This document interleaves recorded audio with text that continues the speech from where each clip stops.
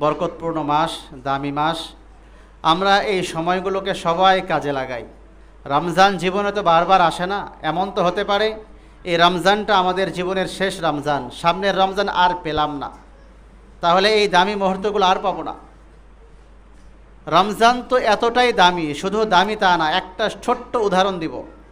মুজাদ্দিদ আলফে সানি রহমতুল্লাহি আলাইহি বলেন, রমজান তো এতটাই দামি, রমজানের তো উদাহরণ হয় না, রমজানের তো তুলনাই হয় না। এজন্য মুহাম্মদুর রাসূলুল্লাহ সাল্লাল্লাহু আলাইহি ওয়াসাল্লাম নিজের হায়াত বৃদ্ধির জন্য, নিজের সামনে আরও হায়াত পাওয়ার জন্য কখনো দোয়া করতেন না, কিন্তু যখন শাবান শুরু হতো রসুল দোয়া করতেন, আল্লাহুম্মা বারিক লানা ফি রাজাব ওয়া শাবান ওয়া বাল্লিগনা রমাদান। আল্লাহ, রজব মাস যেহেতু পেয়ে গিয়েছি, সামনে শাবান পর্যন্ত হায়াত বাড়িয়ে দেন এবং রমজান শরীফের শেষ মুহূর্ত পর্যন্ত হায়াত বাড়িয়ে দিয়ে রমজানের সমস্ত বারাকাত ফিউজাত অর্জনের সুযোগ করে দেন। তার মানে রমজান এত দামি। সাহাবা জিজ্ঞাসা করেছেন, ইয়া রাসূলুল্লাহ, দুই ব্যক্তি একসঙ্গে ইসলাম গ্রহণ করেছে, দুইজনের আমল সমান, দুইজন জিহাদের ময়দানে গেলেন, একজন শহীদ হয়ে গেলেন, একজন গাজী হয়ে ফিরে আসলেন, ফিরে আসার পরে 1 বছর হায়াত বেশি পেলেন, উত্তমকে? রাসূল বলেছেন, এবং সাহাবায়ে কেরাম এটাই আশা করেছিলেন বা আমরা এটাই আশা করব যে শহীদ ব্যক্তি অবশ্যই গাজী হয়ে যে ফিরে এসেছেন তার চাইতে আমলের দিক থেকে উত্তম। কিন্তু রসুল ভিন্ন কথা বলেছেন। রসুল বলেন, শোনো, শহীদ তার তো মর্যাদার তুলনা হয় না, কিন্তু যে ব্যক্তি 1 বছর হায়াত বেশি পেল, আমলের দিক থেকে তার আমল নামায় আমল অনেক বেশি। কেননা সে 1 বছরের কতগুলো ফরজ সালাতের সুযোগ পেয়েছে, কতবার কোরআনুল কারীম খতমের সুযোগ পেয়েছে, কতবার আল্লাহকে আল্লাহ বলে ডাকবার সুযোগ পেয়েছে, কতবার তাসবিহাতগুলি আদায় করবার সুযোগ পেয়েছে। রমজান শরীফের মতো দামি একটা মাস পেয়েছে। রমজান মাসে রমজানের বাইরের নফলগুলো রমজান মাসে ফরজের সমকক্ষ হয়ে যাচ্ছে। রমজানে এক একটা ফরজ 70 গুণ বৃদ্ধি পাচ্ছে। এমনিতেও যে কোনো আমলের ফজিলত হাদিসের মধ্যে রাসূল বলেন 10 থেকে 700 গুণ পর্যন্ত বৃদ্ধি পায় যে কোনো আমলের ফজিলত। তামাম জিন্দেগির সমস্ত নফলগুলোকে এক জায়গায় করলে একটা ফরজের সমান হবে না। ফরজ এমন দামি জিনিস, তামাম দুনিয়ার সমস্ত মানুষ, তামাম দুনিয়ার সমস্ত মানুষের সমস্ত নফলগুলোকে এক পাল্লায় করলে, একজন ব্যক্তির 2 রাকাত ফরজ সালাত আরেক পাল্লায় করলে এই 2 রাকাত ফরজের সমকক্ষ তামাম দুনিয়ার সমস্ত মানুষের নফলগুলি হবে না।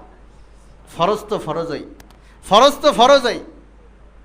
তাহলে আপনি বোঝেন রমজানের বাইরের নফলটা রমজানে ফরজের সমমর্যাদায় চলে যাচ্ছে। আমি রমজান শুরু হওয়ার আগের দিন যে নফলটা পড়েছি 2 রাকাত, ওই নফল হিসাবে কাউন্ট হয়েছে। রমজানের ভিতরে 2 রাকাত নফল পড়েছি, ওই 2 রাকাতটা ফরজের সমকক্ষ হয়ে গেছে। আর ফরজ তো ফরজে, তামাম দুনিয়ার সমস্ত নফল 2 রাকাত ফরজের সমান হবে না। এজন্য মুজাদ্দিদ আলফে সানি রহমতুল্লাহি আলাইহির এই উদাহরণটা আমার বড় ভালো লাগে। তিনি বলেন, এত চমৎকার উদাহরণ যে রমজানের বাইরের ইবাদত আর রমজানের ভিতরের ইবাদত উনি সমুদ্রের পানির সঙ্গে তুলনা করেছেন। সমুদ্র ভরা পানি, আর এই সমুদ্র ভরা পানির ভিতরে যদি আঙ্গুল দাবানো হয়, আঙ্গুল ডুবিয়ে দেওয়া হয়, আঙ্গুল চুবানোর পরে আঙ্গুল উঠাইলে আঙ্গুলে 1 ফোঁটা 2 ফোঁটা পানি উঠবে।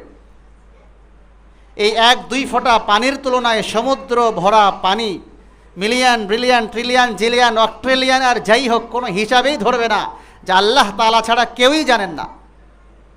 তো মুজাদ্দিদ আলফে সানি বলেন, রমজানের বাইরের ইবাদত, রমজানের বাইরে 2 রাকাত নফল পড়লে এবং রমজানের ভিতরে 2 রাকাত নফল পড়লে, রমজানের বাইরের 2 রাকাত নফলের সওয়াব ওই সমুদ্র ভরা পানির তুলনায় আঙ্গুলে ওঠা 1 ফোঁটা পানির সমান।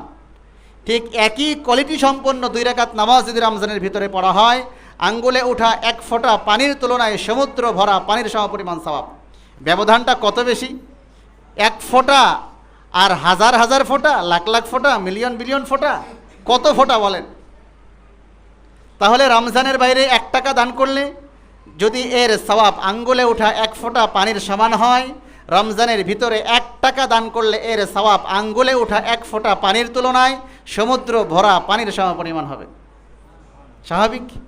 রমজানের বাইরে একটা আয়াত তেলাওয়াত করলে এই আয়াত তেলাওয়াতের সওয়াব যদি আঙ্গুলে ওঠা 1 ফোঁটা পানির সমান হয়, রমজানের ভিতরে একটা আয়াত তেলাওয়াত করলে এর সওয়াব হবে সমুদ্র ভরা পানির সমান।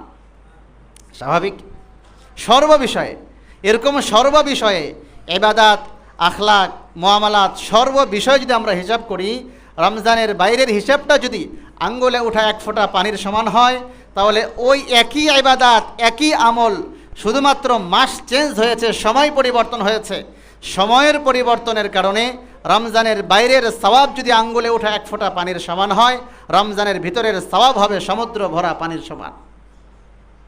সম্মানিত উপস্থিতি, এই জন্য মা বোনদেরকেও বলছি, আমি আগেও বলেছি আপনাদেরকে আমাদের খুসুসি আলোচনায়, সবাইকে বলছি রমজান মাস যাতে খুব অযত্নে হেলায় খেলায় পার না হয়ে যায়, প্রত্যেকটা মুহূর্ত সময় আমরা কাজে লাগাইতে পারি। আল্লাহ তাআলা তৌফিক দান করেন, সবাই বলি আমিন।